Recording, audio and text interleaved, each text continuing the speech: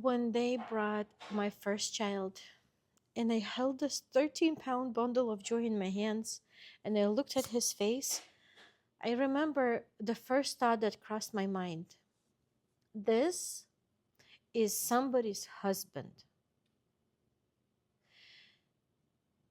And people would say that it's way too early to think of that. He's just a newborn, but having that as a guidance, as a navigation, as a direction of where to go and how to teach your kid and how to explain things to your child is really important, because you can't just wing it. You can't wing it being a parent and having a good kid at the same time, unless it's a miracle and things do happen. You have to have a very specific direction in your mind, what you want to achieve and where you want your child to end up. And I'm not talking about, being a lawyer or um, ending up in the Senate or being a president and that kind of stuff. That's not what I'm talking about. What I am talking about is the decision making and the reasoning behind every single decision that they make, because you can go separate ways, different ways. You can either force them not to do specific things, and you can teach them, you can force them to do specific things. So, like, you have to wake up in the morning, you have to brush your teeth, and you have to do this and that, and you cannot touch a knife, you can never touch the matches, you can never go outside.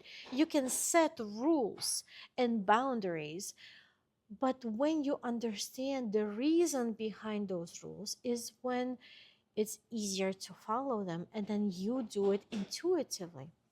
So the reason why we tell our kids not to touch the knife is because they don't know the safety of it. They didn't master the technique of using the knife, and maybe the knife is just too dull and or too sharp, and then they can cut themselves. The reason why we tell them not to use the matches is because they don't know when to use them. They don't know that it's not okay to light up a curtain or a carpet or a bed or anything like that. But if you force them and you tell them not to touch it, the first thing that you want to do is to go ahead and touch it. Just think of Adam and Eve. Although God gave them an explanation of why they shouldn't do it, there was still a lot of reasoning behind of why they actually should do it. So when you have that direction raising your child, it's easier for you to explain to him why things are okay and why the same things in a different situation are not okay.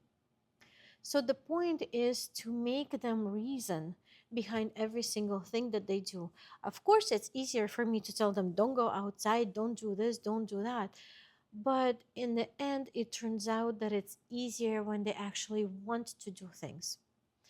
For example, one of the rules that I have set in our family is I will not force you to do something or not to do something for two reasons, and two reasons only. One is immediate safety, and two, if it's a sin. So if whatever you're doing is gonna lead you and evolve into a sin, I will tell you that I forbid you from doing this. If this, whatever you're doing, is gonna evolve and could possibly lead to a safety issue, I will tell you, I forbid you to do this because this is what could happen. And sometimes they still want to test you because in the beginning you don't have the trust relationship that a parent and a child should be having.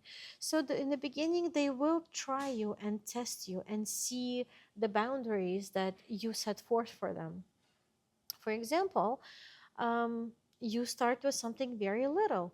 Like if you go outside, you if you are not careful on the stones, you might fall, so or you might hurt your toe. Put on a sandal. But it's not a sin and it's not an immediate safety issue. So you can walk barefoot, but if you hurt your toe, you know the reason why. And I noticed that between the four of my boys, all of them have very different reasoning. And some of them listen and immediately obey. And they think, oh, you know what? I'm not even going to attempt to go barefoot. I know this is just one of the little examples. Um, but I'm going to just put on the sandals because I want it for safety. Other kids, they decide to go barefoot. They stab their toe. They cry. They bleed. The first thing that you do if that happens, you come up, you make sure that they're safe, you treat them, and you love them. You do not say, I told you so, because they know you told them so. You had the conversation, you discussed it with them, they know you told them so.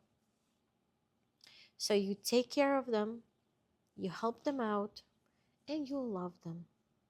You listen to them. And you know, the sandals are a very little thing that you can start with, and it's just a very simple idea, but you build up to bigger things, and eventually they grow out to be in a position where they don't want to make any more mistakes. So they want to listen to people around them and reason with whatever they have to say. See if they have any backup information, if did they go through their experience, what happened. The Bible in Proverbs say that a wise person will learn from other people's mistakes, but a fool will not learn even from his own mistakes. And having the direction in raising your kids is very important because you don't want them to wing it at their life. You want them to understand the reason why they're doing something. And for us, it was as long as they don't commit a sin or don't build a habit that will lead to sin, as long as they're not putting themselves or people around them in a questionable safety situation, and as long as they don't follow somebody blindly. These three things is what's been always on my mind every time I discuss something with my kids. And regardless where you're standing with your family situation right now, it's always good to reevaluate your direction. Because let me tell you, this direction was not always the same for me. In the beginning, I thought that, he needs to be a perfect child. He needs to obey immediately, and he needs to do that, and he needs to do this. But God slowly steered me towards this path. As long as they're not doing a sin, as long as they're not putting themselves or other people in an unsafe situation, and as long as they're not following people blindly or any advice anywhere, they should be good, regardless of whether I'm around or if I'm not around.